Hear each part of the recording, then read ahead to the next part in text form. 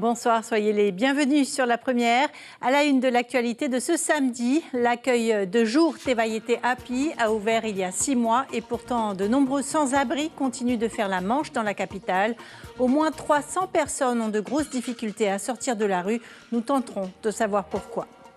Une gestion administrative approximative, c'est ce que dénonce le dernier rapport de la Chambre territoriale des comptes à propos de la société de pêche du port de Papeete. Elle a repéré des abus dans la vente de glace. Nous verrons comment fonctionnent les différentes coopératives de Tahiti. Alors que la plupart des élèves se préparent à la rentrée lundi, eux sont en cours depuis déjà une semaine. Coup de projecteur ce soir sur la classe universitaire préparatoire aux grandes écoles, au programme des équations à résoudre. Autre établissement de prestige à Tahiti, le lycée hôtelier situé à Utumauro, Pépin Mukamtse le dirige depuis 5 ans maintenant. Il nous fera part des innovations et des ambitions de l'équipe éducative. Et puis, nous prendrons la mer avec Afaïté qui compte rejoindre Hawaï pour le Festival des Arts du Pacifique au mois de juin prochain. L'association organisait son assemblée générale ce matin. Le père Christophe les surnomme avec tendresse les oiseaux des rues. Malgré l'ouverture il y a maintenant 6 mois de l'accueil de jour Tevayete Api, ils sont encore nombreux à faire la manche à Papeete. 300 personnes que les associations tentent d'accompagner pour une réinsertion réussie. Kaline Liénard et Jéromy ont tenté de les rencontrer. Regardez. Se doucher à la vue de tous ou attendre 8 h du matin l'ouverture de Tevayete Api, un choix quotidien pour ces oiseaux de la rue, souvent jugés par les regards des passants, sans connaître leur histoire. Aujourd'hui, on ne va plus se baigner au parc Bougainville parce que sinon, on allait aussi se baigner au parc Bougainville. Entre 2013 et 2017, quelle était votre vie en fait? Eh bien, c'était le trottoir. Vous étiez obligé de... Sinon, il n'y avait pas d'autre moyen parce que je ne savais pas à ce temps-là qu'il y avait Père Christophe et tout, qu'il y avait le café et tout. Donc du coup, on allait se prostituer derrière. Malgré les traumas de la vie, certains oiseaux réussissent à prendre doucement leur envol. C'est le cas de Aouté. J'ai repris contact avec ma famille pour avoir une stabilité au niveau domicile. Donc j'ai pu m'en sortir de ce milieu-là. Et je me suis dit que j'allais me reprendre en main et suivre une formation. Et à ce jour, je suis une formation et je n'oublie pas mes amis de la rue. Je viens toujours les voir et les encourager à se reprendre en main. La solidarité et le courage ont poussé Apethei à s'inscrire au hackathon, une initiative de l'association Tetorea. Et depuis 6 mois, elle travaille, mais cela ne suffit pas. Mais vous continuez à vivre dans la rue? Surtout qu'aujourd'hui, en fait, les structures en fait, du gouvernement fait qu'on va rester dans la rue. Vu que les loyers sont très chers, si tu vas demander en fait, de l'aide à ISPF, c'est prioritaire plutôt à des familles et non pas, par exemple, à des couples genre homosexuels. Il y a Tevayete, le berger, la bergerie des enfants de la rue de Papeete City. Ouvert il y a 6 mois à Mam'o, l'établissement d'accueil de jour répond aux besoins urgents. Repas, machines à laver, sèche-linge, douche d'eau chaude sont à disposition. S'il n'y avait pas Père Christophe, comment vous feriez? Je pense qu'on serait déjà en prison. Parce que les vols vont s'aggraver. Ouais. C'est dans la rue quand tu n'as pas mangé pendant 2-3 jours. On va faire des conneries pour avoir à manger. Alors je remercie Père Christophe d'être là pour nous. C'est vrai que c'est une ambiance beaucoup plus agréable. Ils prennent soin du lieu parce qu'ils ont vraiment le sentiment que c'est chez eux. Alors après, il nous reste maintenant pour nous, la partie la plus laborieuse, c'est d'essayer de mettre des formations en place. Bon, ça, on fait face à une administration qui est déconnectée de la réalité et qui ne comprend pas que quand tu travailles avec des personnes à la rue, tu ne peux pas monter un projet pour le mettre en route 6 mois après, je veux dire. Chaque mois, ils sont 300 à fréquenter ce refuge, mais il y a aussi les personnes sans abri qui meurent dans l'indifférence, 7 en 2023 et un papy de 66 ans à Fa'a'a en ce début d'année. Tevayete Api tente également d'obtenir une convention pour assurer un suivi médical et psychiatrique d'une trentaine de sans-abri diagnostiqués et suivis pour des troubles mentaux. Dans son dernier rapport daté du 10 janvier, la Chambre territoriale des comptes pointe du doigt une gestion approximative de la Société du port de pêche de Papeete. Parmi les points qui fâchent, la vente de glace, essentielle pour les pêcheurs, mais des gratuités ou des rabais ont été accordés sans raison valable.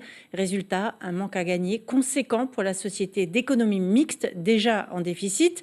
Dans les coopératives destinées aux pêcheurs en Potimarara, la fourniture en glace est moins problématique. Reportage de Melissa Chong et Patrick Tinsing. À Aroué, la glace paillette ne fait pas de vagues. Pêcheurs, roulotiers ou encore particuliers, une centaine de clients s'approvisionnent chaque jour dans cette coopérative de pêche. Le carnet de compte, lui, est tenu avec rigueur. Nos pêcheurs à nous, qui sont vraiment dans la coopérative,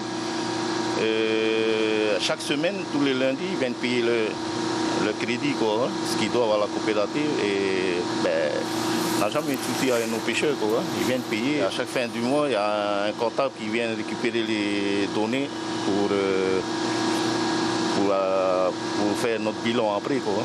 L'enquête menée par la Chambre territoriale des comptes auprès de la Société du port de pêche de Papeete a révélé que seuls 53% des factures étaient honorées. Cette gestion administrative, qualifiée d'approximative, a déjà poussé les pêcheurs à changer de lieu d'approvisionnement. C'est plutôt au niveau des tonniers, parce que les tonniers, ils prennent au moins 5 tonnes minimum par campagne. Ça dépend du tonnier.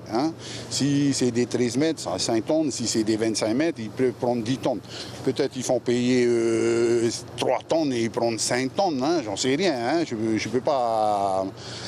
Mais la machine à glace, il y a toujours eu des problèmes là-bas. Très fonctionnel et service rapide. Donc on ne perd pas du temps ici en plus. Et très fluide au niveau clientèle et tout. Pour Richard Perret, cette gestion hasardeuse ne date pas d'hier. Chaque coopérative gère la vente de glace paillettes à sa guise. C'est très malheureux parce que c'est un outil de travail de la pêche. Les pêcheurs ont payé leur part. Maintenant, c'est la gestion, ce n'est pas les pêcheurs qui vont aller faire la gestion, c'est eux-mêmes. Dans ses préconisations, la Chambre territoriale des comptes invite le port de pêche de Papeete à prendre des procédures de contrôle interne systématiques. Fini les grasses matinées. Lundi, c'est la rentrée pour les enfants comme pour les étudiants. Il faut se remettre dans le bain. Et vous allez le voir, certaines filières ont pris de l'avance. Les élèves de la classe universitaire préparatoire aux grandes écoles sont en cours depuis déjà une semaine. Pas le temps de chômer. Ils ont des équations à résoudre avant le grand concours. Mélanie Gamblin, Juan Potoru. Le polynôme nul. Parce que le polynôme nul, il est dans Kn crochet x. Kn crochet x, rappelez-moi, c'est quoi ? Si vous pouvez résoudre ces équations, vous êtes peut-être un futur ingénieur. C'est toute l'ambition des élèves de cette classe préparatoire. Rassurez-vous, même les plus doués peuvent s'y perdre. C'est pas une découverte, c'est la même chose, mais en plus compliqué. Du coup, tu as l'impression que tu comprends et tu vois que tu comprends pas. Donc tu te dis, mais qu'est-ce que j'ai fait jusque-là en fait ? Encore 1 an et demi à tenir avant de toucher leur rêve du bout des doigts. Ça passe par la reprise des cours avant tous les autres et des journées à rallonge. Le prix à payer pour s'épanouir dans un métier qui a du sens.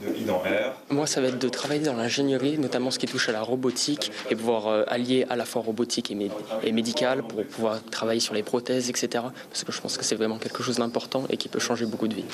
Pour y arriver, il faut d'abord maîtriser les 5 matières de la filière, à savoir maths, physique, informatique, français et anglais, puis avoir les meilleures notes au concours. Motivation et concentration sont de rigueur. Ils sont volontaires, d'une part, et puis en plus, on a des petits effectifs, ils sont même pas 20 dans la classe, donc ça permet vraiment aux enseignants de les suivre, de faire un suivi très, très individualisé. On s'en fait pas pour eux, ils font quand même des grandes écoles d'ingénieurs, mais on est toujours content quand on les voit après passionnés. Ils se sont spécialisés, ils ont choisi leur domaine. On a des anciens étudiants qui se sont spécialisés dans la gestion de l'eau, dans la sécurité informatique, et voilà, et ça, c'est vraiment une grande fierté. Oui. 7 ans que cette formation existe et déjà 5 promotions envoyées au concours avec de très bons résultats. Une belle opportunité pour les enfants du Fénois que d'être formés dans les écoles les plus prestigieuses de France. Et un autre établissement prépare sa rentrée, le lycée hôtelier de Tahiti, situé à Otumauro, avec ses ateliers de cuisine, ses salles de restaurant, son hôtel d'application ou son auditorium. Il se veut à la hauteur des enjeux économiques du secteur. Il s'étend sur 5 hectares avec 22 000 mètres carrés de bâtiments pour 600 élèves et étudiants. Pépin Moukamtse, bonsoir, bienvenue. Vous êtes le proviseur du lycée hôtelier. Vous faites votre rentrée lundi. Comme plusieurs établissements ici, vous proposez un internat à vos élèves. Souvent, ils viennent des îles. Ce n'est pas toujours évident pour les internes. Ils ne peuvent pas intégrer les locaux avant la rentrée. C'est le cas aussi chez vous ? En tout cas, merci beaucoup pour l'invitation. Je voudrais en profiter pour adresser nos vœux les meilleurs à tous nos parents et en particulier à nos jeunes qui s'inscrivent dans nos formations, comme cette formation d'excellence qu'on vient de voir, mais qui existe aussi dans nos lycées, des classes prépa. Et après, l'excellence, c'est aussi un leitmotiv qu'on essaie d'inculquer auprès de nos jeunes pour qu'ils puissent réussir. Oui, bien entendu, nous accueillons le lycée hôtelier à un internat de plus de 250 élèves et donc nous accueillons les élèves en fonction de leur arrivée.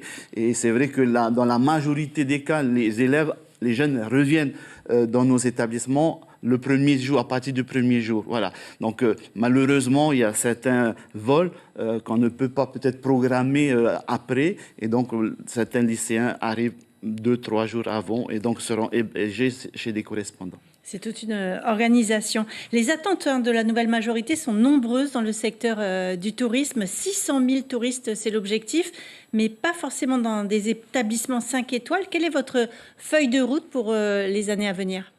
En tout cas, notre feuille de route, c'est participer, préparer, former nos jeunes pour qu'ils puissent être diplômés et acquérir des compétences et répondre aux besoins de développement économique du pays dans le domaine du tourisme, de l'hôtellerie, de la restauration. Nous avons eu la chance d'accueillir Monsieur le Président Moïtei il y a 5 mois au sein du lycée hôtelier où il est venu expliquer donc sa vision du développement économique touristique du Fénois. Donc les jeunes se sont appropriés ce projet. En tout cas, le lycée hôtelier s'inscrit dans la continuité de nos projets, bien entendu, d'élever le niveau de qualification de nos jeunes en développant de nouveaux partenariats avec, dans les années à venir, en tout cas dans les mois à venir, avec les compagnons du devoir, avec l'école Ferrandi et plus tard avec l'Institut Bocuse. Donc voilà, donc l'idée c'est d'élever le niveau de qualification pour que nos jeunes puissent...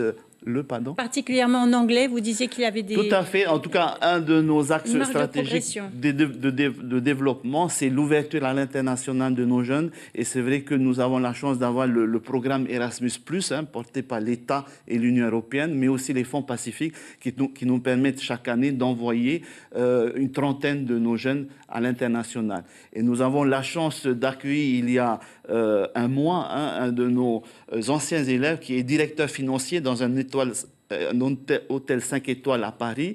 Et nous avons également la chance d'avoir un de nos anciens élèves qui est directeur d'un nouvel hôtel 5 étoiles à Dubaï et qui va nous accueillir, donc nos étudiants, au mois d'avril. De belles perspectives et vous fêtez vos 20 ans cette année. Tout à fait, donc c'est l'occasion de mettre en valeur les parcours d'excellence de nos anciens élèves du lycée, mais aussi de nos élèves qui sont actuellement au sein du lycée et qui ont décroché donc des médailles d'or dans différents concours. Alors vous êtes proviseur du lycée hôtelier, vous avez une autre casquette, vous êtes directeur de la Fédération des œuvres laïques. On sait combien le quotidien des familles peut être difficile actuellement avec la FOL. Vous intervenez à Pile-Haye, vous avez aidé une trentaine de familles depuis l'année dernière.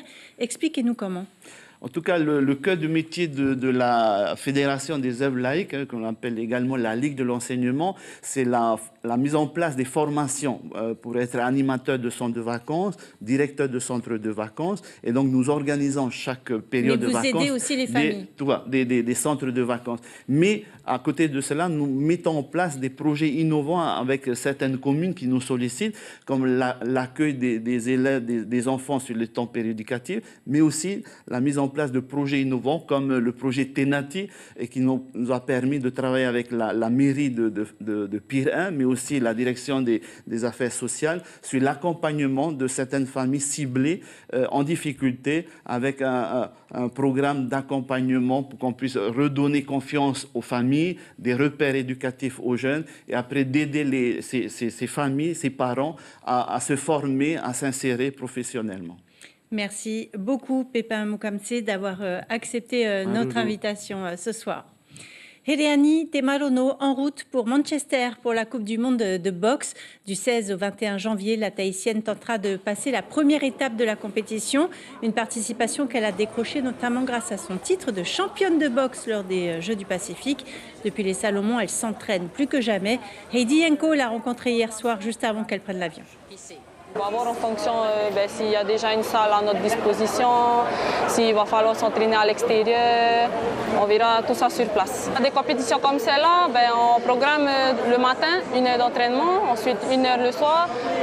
Si les compétitions se rapprochent, on essaie de ne pas trop travailler dans l'intensité. Voilà, s'économiser et ne pas se blesser. Ses points forts à elle, c'est son allonge. C'est l'allongement des directs. Regardez un peu les challengers là qu'il y aura sur place. Non, pas du tout. Ce sera la surprise. Ça sera la surprise et on aime bien les surprises. L'opération Les Sapins du Cœur a permis encore cette année de recueillir 1 400 000 francs pacifiques. Cette somme servira à financer des projets du village enfant SOS de Papara. 13 entreprises ont participé et c'est la Banque Socredo qui a remporté le premier prix. Un goûter a été organisé pour les enfants en présence des acteurs du village. Écoutez le directeur de la structure, il répond à Jérôme Lee. Sur ce genre d'opération, donc les sapins du cœur entre autres, ça nous aide pour toutes les activités annexes qui naissent dans l'année, des besoins spécifiques pour les enfants. Je parlais d'art-thérapie ou d'équithérapie par exemple, c'est complètement cela. Ou des enfants qui souhaitent faire de la voile. La voile, c'est à peu près 75 000 francs à l'année, multiplié par 13, ça fait un certain montant. Et puis on a des jeunes qui sont en fin de parcours scolaire, bac, et aujourd'hui ils ont des désirs, des envies de partir en métropole, faire des études, et nous il est de notre rôle de pouvoir continuer à accompagner ces jeunes jusqu'à la fin de leur scolarité en métropole avec des relais de SOS Village France. Mais ça peut être aussi avec Air New Zealand qui organise tous les ans des séjours linguistiques. Il y a 3-4 ans on avait réussi à faire partir 5 jeunes pendant 10 jours en Nouvelle-Zélande. La pirogue double Fa'afaité se prépare pour un grand voyage vers Hawaï. 3 semaines en mer pour répondre à l'invitation du Festival des Arts du Pacifique en juin prochain. L'association en discutait ce matin lors de son assemblée générale. Au-delà des techniques de navigation, une préparation culturelle est essentielle. Mélanie Gamblin, Heidi Henko et Laura Chintou. Fa'afaité va poursuivre son voyage à travers le Pacifique. La pirogue va voguer vers Hawaï en mai. Pour l'association, c'est toujours une préparation intense, côté maintenance, dans un premier temps. Checker tout du bas vers le haut, les coques, le deck, tout ce qui nous sert à la vie à bord aussi, notre cuisine, là où on dort, les mâts et tout ça. Donc ça sera une maintenance encore plus poussée que celle qu'on a normalement. Mais Fa'afaité, le VA, c'est aussi comprendre le sens profond du voyage. Au-delà des techniques de navigation, ce sont des valeurs ancestrales et culturelles essentielles. On est sur un VA qui fait 6 mètres de large et 23 mètres de long. On y est pour plusieurs jours, voire des semaines, et avec ces personnes. Donc on peut être foncièrement opposé de nature, c'est comme ça la vie. Sur un VA associatif, on ne choisit pas avec qui on navigue. Donc il faut toujours se focaliser sur le but. Ces dimensions humaines et spirituelles intéressent Ihiro. Ce matin, à l'Assemblée générale de l'association Fa'afaité Ite Maui, il est devenu adhérent. Et peut-être qu'un jour, il sera prêt à voguer sur l'une de ces pirogues. Cette association pourra m'apporter des savoirs que je n'apprends pas forcément en cours, des savoirs que j'aurais déjà vus, mais que cette fois-ci, je vais mettre en pratique et qui vont avoir une autre portée, une portée plus philosophique et plus reliée en fait à ce que les ancêtres, donc les Tupuna, auraient eu de leur temps. Pour finaliser le voyage, l'association compte sur les donateurs. Depuis le 1er décembre 2023, on a ouvert ce qu'on appelle un crowdfunding. C'est un don participatif qu'on peut faire en ligne ou directement avec nous. 12 millions de francs sont nécessaires au grand voyage pour que la pirogue double et son équipage perpétuent les savoirs liés aux étoiles et les valeurs des plus grands navigateurs du monde.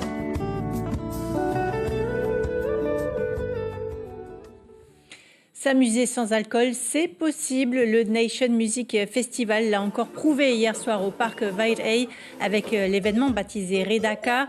12 DJ ont animé la soirée pour plus de 1500 jeunes sans boissons alcoolisées. Écoutez Wilfred Johnston, interrogé par Raihei Nadjarian.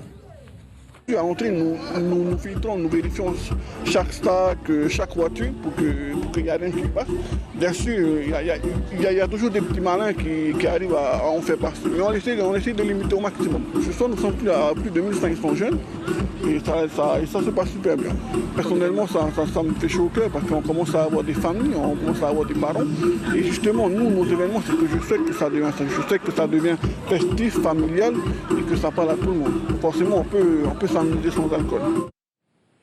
Et je vous rappelle l'information principale de ce journal. L'accueil de jour Tevayete Happy a ouvert il y a 6 mois et pourtant de nombreux sans-abri continuent de faire la manche dans la capitale. Au moins 300 personnes ont de grosses difficultés à sortir de la rue. 7 personnes y ont perdu la vie l'année dernière dans une quasi-indifférence et un homme de 66 ans déjà en ce début d'année. Au programme de votre soirée sur la première, le feuilleton Legacy sera suivi de la série Smother. Ainsi s'achève ce journal. Merci d'avoir été avec nous. On se quitte sur les images de la pirogue Afaïté. Elle prépare son grand voyage vers Hawaï. Très belle soirée sur nos antennes. À demain.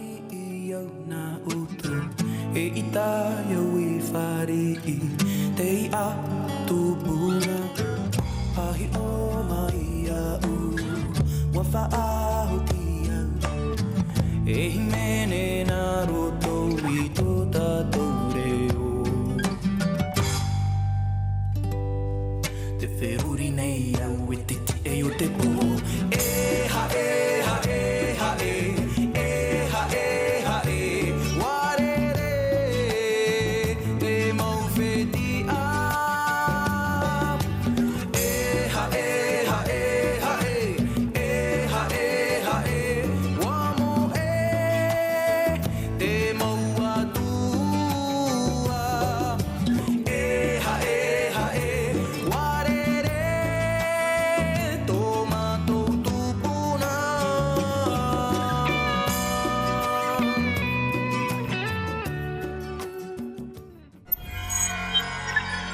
Retrouvez ce programme en replay sur notre site internet.